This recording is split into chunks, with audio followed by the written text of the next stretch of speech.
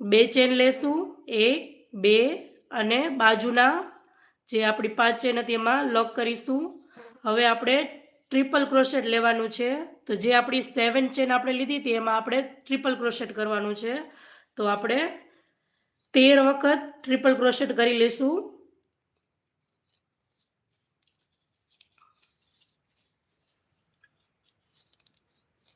2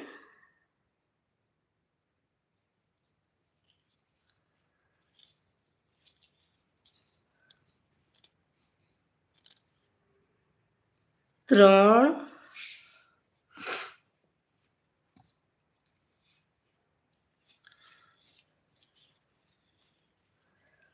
4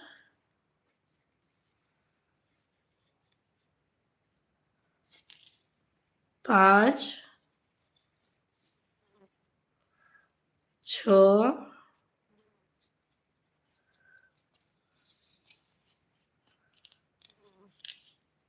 7 8